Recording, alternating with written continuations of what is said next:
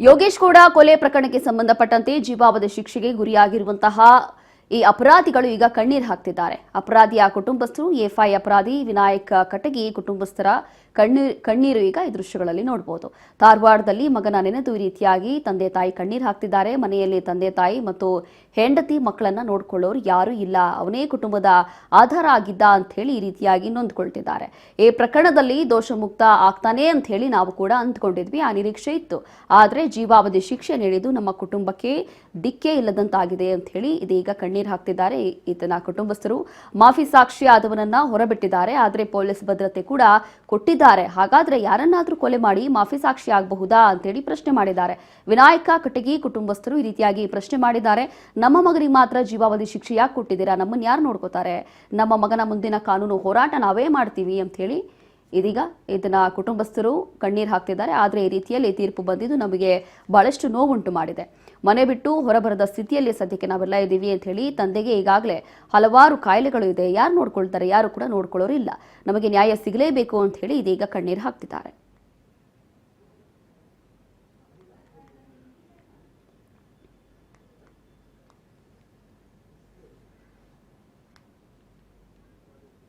ಇದೀಗ ಇವರ ಕುಟುಂಬಸ್ಥರ ಜೊತೆ ನಮ್ಮ ಪ್ರತಿನಿಧಿ ಪ್ರಶಾಂತ್ ಮಾತನಾಡಿದ್ದಾರೆ, ಚಿಟ್ಚಾಟ್ ಮಾಡಿದ್ದಾರೆ. ಏನ್ ಹೇಳಿದ್ದಾರೆ ಬನ್ನಿ ನೋಡೋಣ.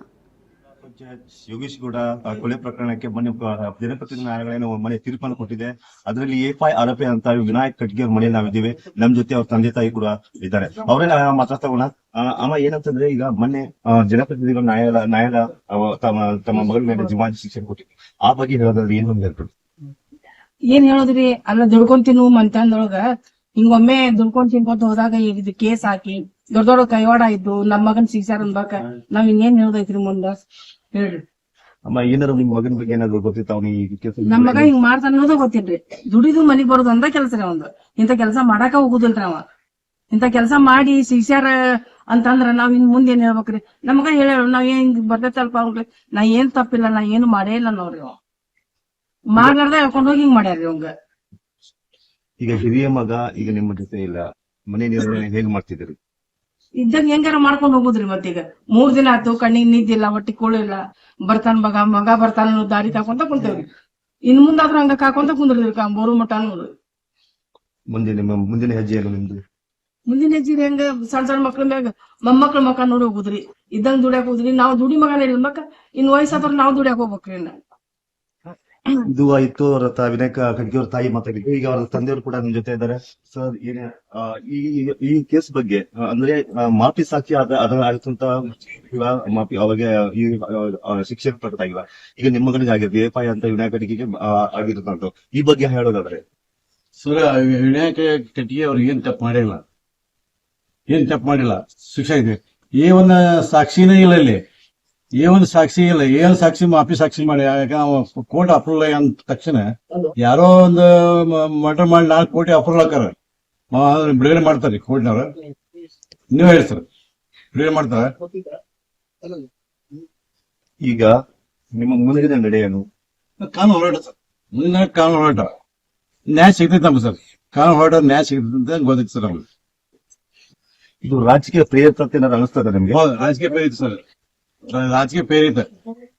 ಮೊದಲ ಅಡ್ವಾನ್ಸ್ ಎಲ್ಲ ಮಾಡಿಕಾಸ ಸಿಬಿಐ ಕೊಟ್ಟಿದ್ದು.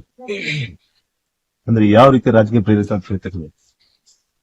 ವಿನಯ್ ಕುಲಕರ್ಣಿ ಅವರು ಒಬ್ಬ ಶಾಸಕರಿದ್ದಾರೆ ಧಾರವಾಡ ಗ್ರಾಮೀಣದಾಗ. ಅವ್ರನ್ನ ಉತ್ತರ ಕನ್ನಡ ಬೆಳಿತಾರ ಅಂತ ತಿಳ್ಕೊಂಡ ಅವ್ನ ತುಳಿಬೇಕಂತ ಉದ್ದೇಶ ಇಟ್ಕೊಂಡ ಇವ್ರನ್ನ ಅವ್ರಾಗ ಸಿಗಿಸಿ ಇಷ್ಟು ಇದಾಗಿತ್ತು ಅಂತ ತಿಳ್ಕೊಂಡ್ಬಿಟ್ರಲ್ಲ.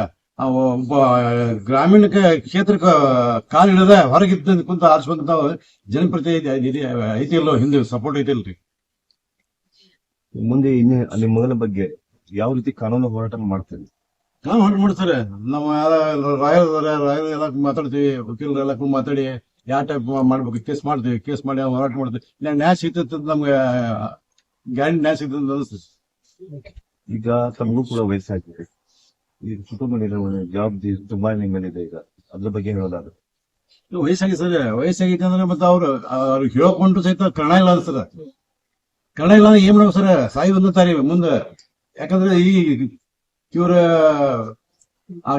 ಹೇಳ್ಕೊಂಡ್ರೆ ಕರ್ಣ ಇಲ್ಲ ತೋರ್ಸಲ್ಲ ಅಂದ್ರೆ A1 A2 A3 ಇವೆಲ್ಲ ಸಾಕ್ಷಿಗಳಿಗೆ ಒಂದೇ ಜೀವ ಶಿಕ್ಷೆ ಅವ್ರಿಗೆ ಅಂದ್ರೆ ಷಡ್ಯಂತ್ರ ಐತಿಲ್ಲ ಸರ್ ಇದ್ರಾಗೆ ಕೆಲವೊಂದು ಇವ್ ಮಾಡಿಲ್ಲ ಅಂದ್ರು ನಾವು ನಮ್ ಹುಡುಗ ಮಾಡಿಲ್ಲ ಅಂದ್ರು ಸಹಿತ ಅದಕ್ಕೆ A1 A2 A3 A4 ಸಾಕ್ಷಿ ಶಿಕ್ಷೆ ಐತಿಲ್ಲ ಸರ್ ಒಮ್ಮೆಲೆ ಜೀವ ಶಿಕ್ಷೆ ಕೊಟ್ಬಿಡು ಸರ್